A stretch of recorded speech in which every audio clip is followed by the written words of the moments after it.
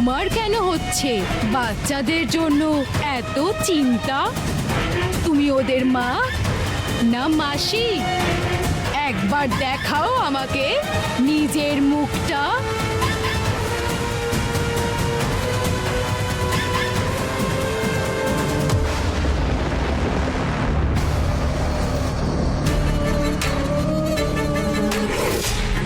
বাচ্চারা সত্যি পবিত্র, এই পৃথিবীর ভবিষ্যৎ। কিন্তু এবার উজ্জয়নের বাচ্চারা আর তাদের ভবিষ্যৎ দুটোই আমার অশুভ পুতুলের হাতে শেষ হয়ে যাবে। একটা শহর বাচ্চাদের ছাড়া, শুনেই তো মনটা আনন্দের দিশেহারা হয়ে যাচ্ছে। একবার দেখাও আমাকে নিজের মুখটা। জয় শ্রী মহাকাল।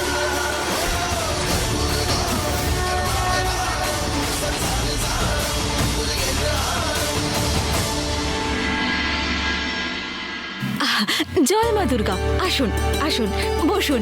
আরে জয় মা দুর্গা, আসুন আসুন বসুন।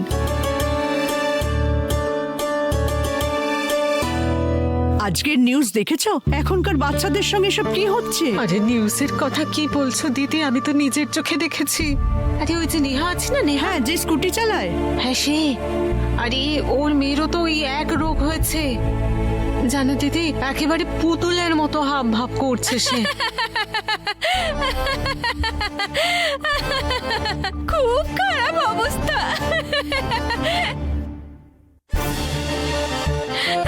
এটা শুনে হাসার কি আছে মালিনী? আরে কি করব, এই যে হাসি, এটা তো থামছেই না। আরে মালিনী, তোমার কি হয়েছে? কি ব্যাপারে এত হাসছো? দিন রাত আমাকে খোঁটা দেওয়া তো, এবার টের পাবে যে অকারণে অন্যের উপর সন্দেহ করে যাওয়ার ফল কি হয়। মা তোমার কাছে তো এই প্রার্থনা নিয়ে এসেছি, আমার ননদের মেয়েও যে পুতুল হয়ে গেছে। আরে বাবা রে বাবা, আরো একটা বাচ্চা পুতুল হয়ে গেছে। মালিনী, কেন হাসছো তুমি? আর এতে হাসারই বা কি আছে? নিজের মেয়েকে তো হস্টেলে পাঠিয়ে দিয়েছে, তাই না? নিজের মেয়ের তো কিছু হবে না ও জানে, সেই জন্য এইভাবে হাসছে ও। এবার কি করে বোঝাবো এদেরকে যে আমি জেনে শুনে এত হাসছি না? এটা তুই বিশাখার ভালো একটা বিষ, যার প্রভাবে আমি শুধু হেসে যাচ্ছি। আমি তো এখানে শুধুমাত্র আমার সন্তানদের মঙ্গলের জন্যই আজ মায়ের কাছে এসেছি, কিন্তু এখানে তো আমাদেরই নিয়ে মজা করা হচ্ছে।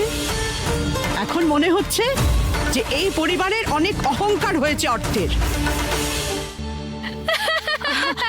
আরে না না না, আপনারা ভুল ভাবছেন। আসলে কি হয়েছে, কাকিমা আপনাদের নিয়ে হাসছেন না।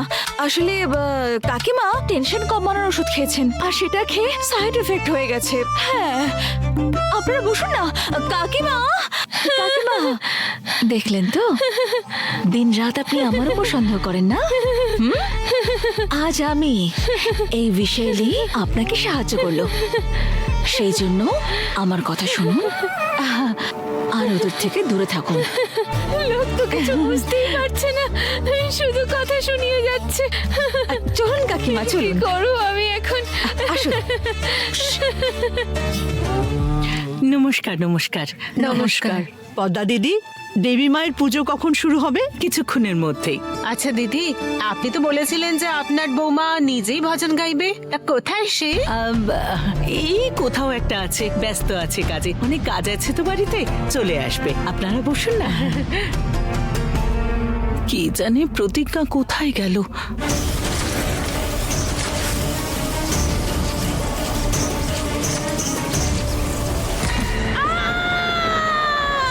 এটা আমার অশুভ পুতুলের চিৎকার ছিল। উজ্জয়নে এমন কে রয়েছে যে অশুভ পুতুলকে পরাস্ত করার সাহস রাখে?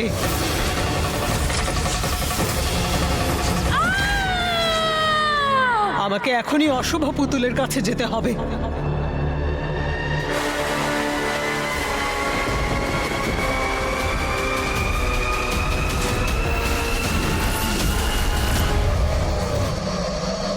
হে সিংহ বাহিনী মা, বাহ, তোমার সিংহ চলে এসেছে। তাই বলো দেবী মা, দেবী মা, দেবী মা, দেবী মা, দেবী মা, দেবী মা, দেবী মা, দেবী মা, দেবী মা, দেবী মা, দেবী মা, দেবী মা, দেবী মা, দেবী মা, দেবী মা, দেবী মা, দেবী মা, হে মা সিংহ বাহিনী মা, দেবী মা, তোমার ছেলে এসে গেছে, তোমার ছেলে এসে গেছে, দেবী মা, দেবী মা, দেবী দেবী দেবী মা, দেবী মা। আরে আরে আরে কি করছিস তোরা? শোনো বাবা, এটা কোনো বিয়ের উৎসব নয়, এটা দেবী মায়ের পুজোর অনুষ্ঠান। এরম করে নাচছো কেন তোমরা? আরে ঠাম্মা, আমাদের ডান্স কেন দেখছো? আরে আমাদের ভাবনাটাকে দেখো। আসলে কি বলতো, ভক্তিতে না ভাবনা থাকা উচিত, শ্রদ্ধা, ভরসা। কি হয়েছে তোদের বলতো? কি করছিস তোরা? যতক্ষণ প্রতিজ্ঞা নিজের কাজে সফল না হচ্ছে, আমাকে মাকে আটকাতেই হবে। মা, হ্যাঁ? 1 মিনিট দিদি, ধরুন এটা। মা, প্রত্যেকবার নবরাত্রির শুরুটা মহিলাদের ভজন দিয়ে শুরু হয়, কেননা এবার আমরা বাড়ির পুরুষরা কিছু করি। হ্যাঁ হ্যাঁ, পুরুষদেরও করা উচিত। কিন্তু আমি মা, এক্ষুনি মা, তুমি আসছি। ভেতরে কোথায় যাচ্ছ? যদি তুমি এখানে না দাঁড়াও তাহলে তুমি কিভাবে দেখবে যে তোমার ছেলের ভেতরে কতটা ভক্তি আছে? তুমি আসো, আসো, বসো এখানে।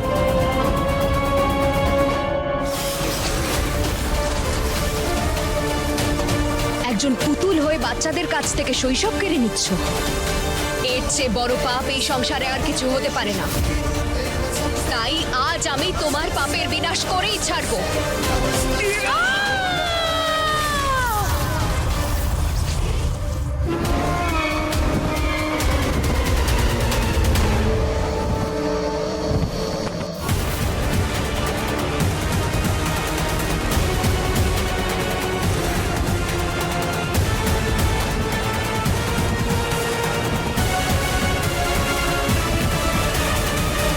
প্রেম দা, কি হয়েছে বলতো?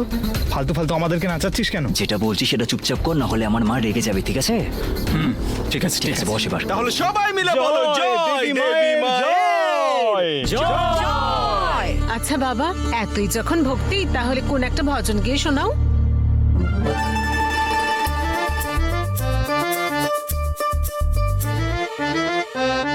মা,